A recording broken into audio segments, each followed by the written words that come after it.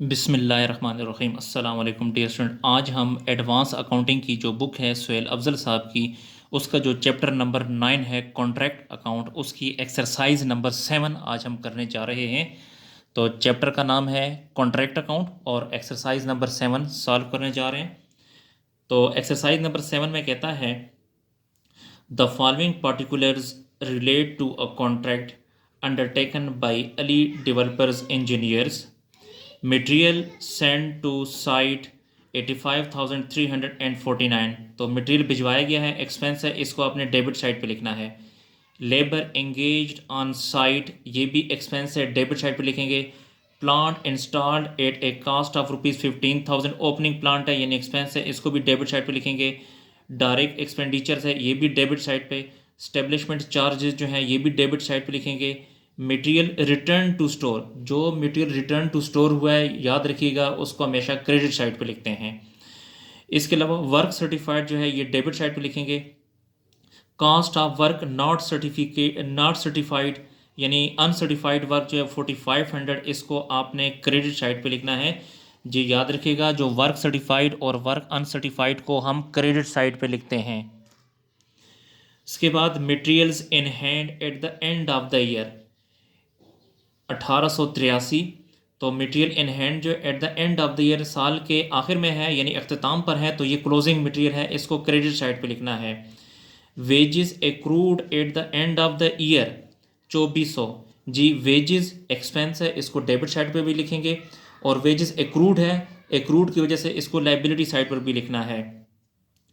Direct expenses, ये direct expense है, इसको भी डेबिट साइड पे लिखना है कॉन्ट्रैक्ट अकाउंट के। और एक्रूड है, इसलिए ये डायरेक्ट एक्सपेंस, एक्रूड का मतलब है डायरेक्ट एक्सपेंस पे करना है, तो लाइबिलिटी साइड पर भी इसको लिखेंगे, क्योंकि जो चीज़ पे करनी होती है वो लाइबिलिटी भी होती है। इसके अलावा value of plant at the end of the year, जी एंडिंग प्लांट है तो एंडिंग प्लांट यानी क्लोजिंग प्लांट, इसको कॉन्ट्रैक्ट अकाउंट के क्रेडिट साइड पे लिखते हैं। The contract price has been agreed at ₹2,50,000। Contract की जो प्राइस है वो 2,50,000 है। याद रखिएगा, कॉन्ट्रैक्ट की जो प्राइस होती है उसके साथ हमारा कोई ताल्लुक नहीं होता। कैश रसीव्ड जो है वो फ्रॉम कॉन्ट्रैक्टी वाज 1,80,000। जो कैश रिसीव है कॉन्ट्रैक्टी से वो 1,80,000 है। You are required to prepare contract account, सबसे पहले हम कॉन्ट्रैक्ट अकाउंट बनाएंगे शोइंग प्रॉफिट कॉन्ट्रैक्टी अकाउंट, और उसके बाद हम कॉन्ट्रैक्टी अकाउंट बनाएंगे and to show suitable entries in the balance sheet of the contractor, और फिर उसके बाद हमने बैलेंस शीट भी बनानी है। जी इसकी रिक्वायरमेंट है, सबसे पहले हम कॉन्ट्रैक्ट अकाउंट बनाएंगे, उसके बाद कॉन्ट्रैक्टी अकाउंट बनाएंगे, उसके बाद बैलेंस शीट बनाएंगे। जी डियर स्टूडेंट, मैंने पहले लेक्चर्स में बताया था कि कॉन्ट्रैक्ट अकाउंट की जो बैलेंस शीट होती है ये हमेशा टैली नहीं होती, बल्कि इसमें हम रेलिवेंट आइटम लिखते होते हैं। तो सोल्यूशन की तरफ चलते हैं। जी तो एक्सरसाइज नंबर 7 यहाँ पे लिखें कॉन्ट्रैक्ट अकाउंट, ये डेबिट साइड है और ये क्रेडिट साइड है। जितने भी ओपनिंग आइटम और एक्सपेंसेस होंगे उनको इसके डेबिट साइड पे लिखना है, जितनी भी एंडिंग यानी क्लोजिंग होंगे और वर्क सर्टिफाइड और अनसर्टिफाइड को क्रेडिट साइड पे लिखना है। तो शुरू करते हैं। मटेरियल,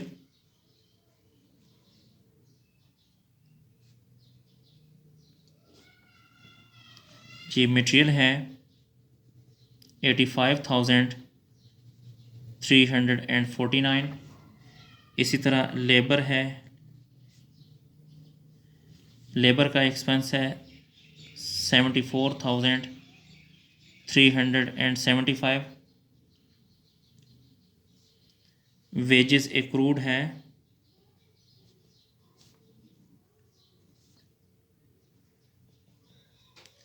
वेजेस एक्रूड है 2,400। प्लांट है, प्लांट की अमाउंट है 15,000। डायरेक्ट एक्सपेंसेस हैं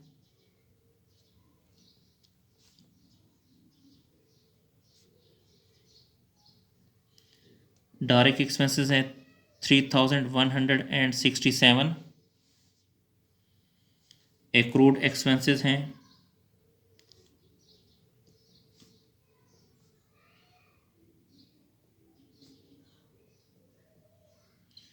एक्रूड एक्सपेंसेस हैं 240।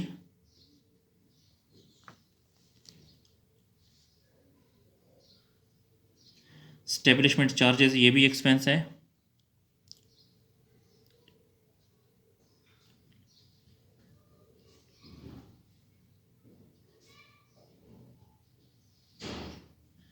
स्टेब्लिशमेंट चार्जेस 4126 है।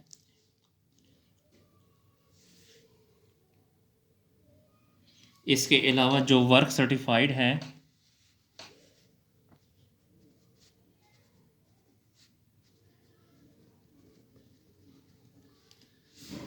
1,95,000। वर्क अनसर्टिफाइड की अमाउंट है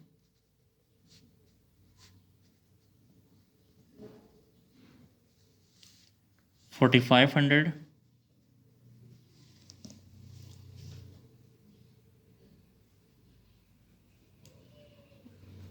जी, उसके बाद क्लोजिंग प्लांट है यानी एंडिंग प्लांट है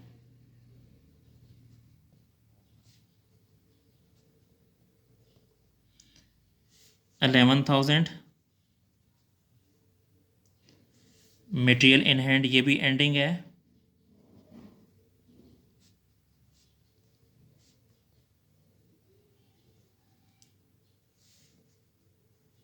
1,883। मटेरियल रिटर्न जो है इसको भी क्रेडिट साइड पे लिखेंगे।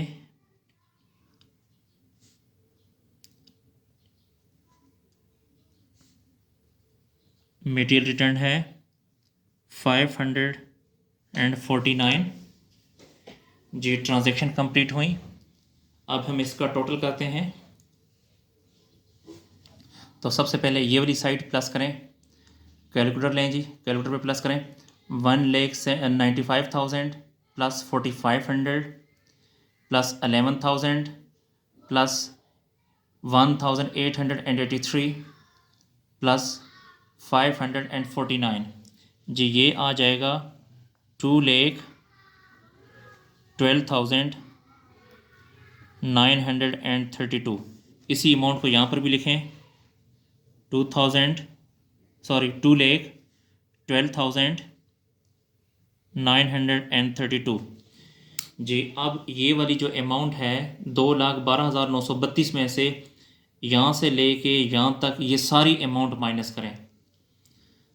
तो लिखें जी कैलकुलेटर पे 2,12,932 minus 85,349 minus 74,375 minus 2,400 minus 15,000 minus 3,167 minus 240 minus 4,126। तो रिमेनिंग अमाउंट हमारे पास आ जाएगी 28,275। जी, मैं आपको दोबारा बता रहा हूँ, इस अमाउंट में से यहाँ से लेके यहाँ तक माइनस करेंगे तो बाकी ये वाली अमाउंट बच जाएगी। इसको आपने बैलेंस भी कहना है या फिर प्रॉफिट भी कह सकते हैं।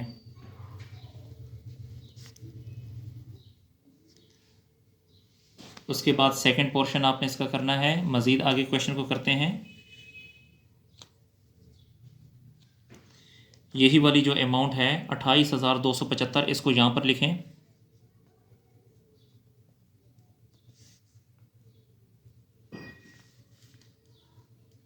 $28,275, इसी अमाउंट को यहाँ पर भी लिखें। इसी अमाउंट को यहाँ पर भी लिखें।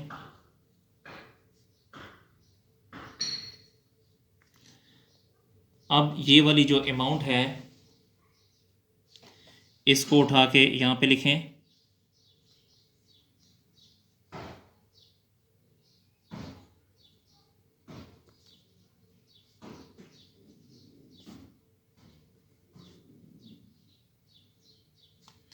$28,275 को यहाँ पे लिखें। इसका रूल के मुताबिक 2/3 लें। तो रूल के मुताबिक इसका 2/3 हमने लिया तो इससे आ जाएगा 18850। जी डियर स्टूडेंट, हमारे पास जो कैश रिसीव है यानी जो वर्क सर्टिफाइड है उसकी परसेंटेज हमें गिवन नहीं है। तो याद रखें, जब भी हमें परसेंटेज गिवन ना हो तो आपने इसको मल्टीप्लाई करना है cash receive divide by work certified. तो कैश रिसीव हमारे पास कितनी है 1,80,000 और वर्क सर्टिफाइड कितना है 1,95,000। जी मैं दोबारा बता रहा हूँ कि जब भी हमारे पास परसेंटेज गिवन ना हो वर्क सर्टिफाइड की तो आपने इसको मल्टीप्लाई करना है cash received divide by work certified. तो कैश रिसीव्ड की अमाउंट है 1,80,000 और वर्क सर्टिफाइड की अमाउंट है 1,95,000। इन दोनों को मल्टीप्लाई करके इस पे डिवाइड करेंगे तो आ जाएगा 17,400। जी हमारा जो प्रॉफिट है वो 17,400 है। अब 28,275 में से 17,400 को माइनस करेंगे तो अमाउंट बच जाएगी 10,875। इसे आपने रिज़र्व कहना है।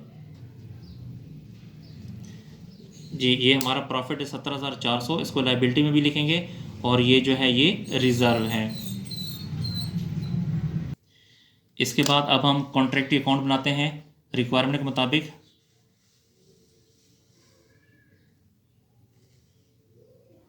जी ये कॉन्ट्रैक्टी अकाउंट है।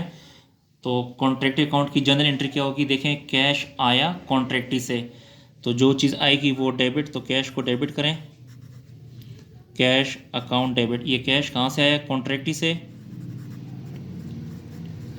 कॉन्ट्रैक्टी अकाउंट क्रेडिट।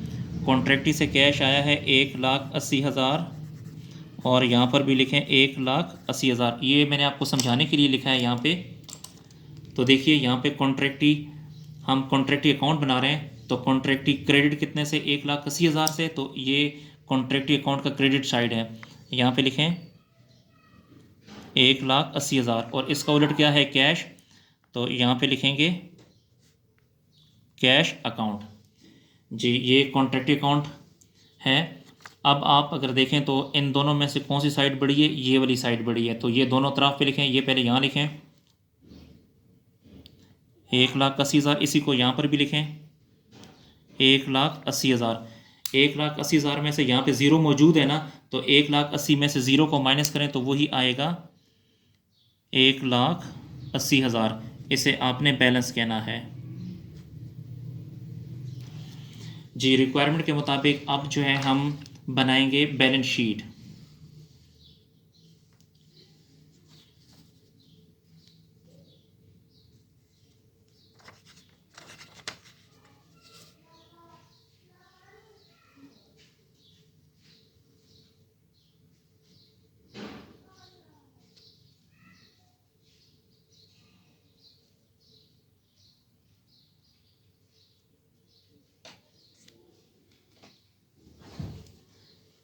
तो बैलेंस शीट की ये लाइबिलिटी साइड है और ये एसेट साइड है।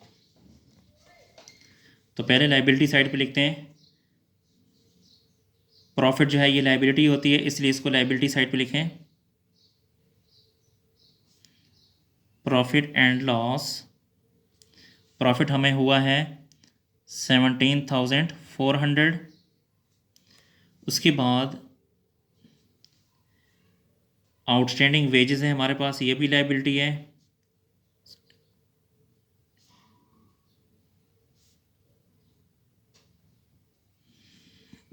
आउटस्टैंडिंग वेजेस है 2,400। आउटस्टैंडिंग डायरेक्ट एक्सपेंस ये भी लाइबिलिटी है।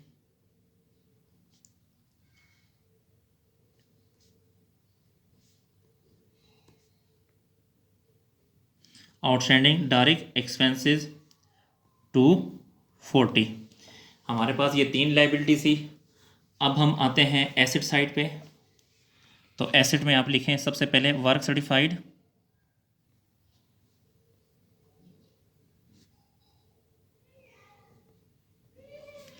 प्लस करेंगे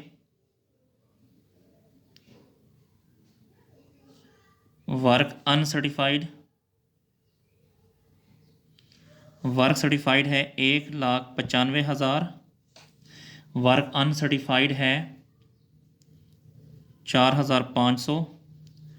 जी तो ये आ जाएगा, इन दोनों को प्लस करेंगे तो आएगा 1,99,500। इसमें से आपने माइनस करना है रिज़र्व। रिज़र्व है 10,875। इसमें से ये माइनस करेंगे तो आ जाएगा 188,625। फिर इसमें से माइनस करें कैश रिसीव्ड, कॉन्ट्रैक्टी से जो कैश रिसीव हुई है वो 1,80,000 है। इसमें से ये 1,80,000 माइनस करेंगे तो आ जाएगा 8,625। जी, इसके अलावा और हम एसेट ढूंढते हैं तो जो कॉन्ट्रैक्ट अकाउंट के क्रेडिट साइड पे जो होते हैं वो अक्सर एसेट ही होते हैं। तो कॉन्ट्रैक्ट अकाउंट के क्रेडिट साइड पे अगर आप देखें तो मटेरियल इन हैंड है, ये भी एसेट है, लिखें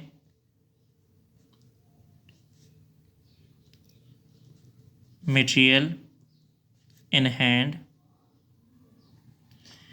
वो है 1883। इसके अलावा इसी कॉन्ट्रैक्ट अकाउंट के क्रेडिट साइड पे एक और है मटेरियल इन स्टोर, यानी मटेरियल रिटर्न जो है ये भी एसेट है, मटेरियल रिटर्न ये भी एसेट है।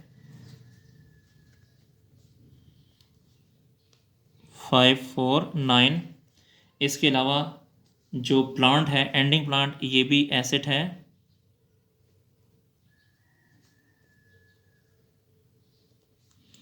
एंडिंग प्लांट है 11,000।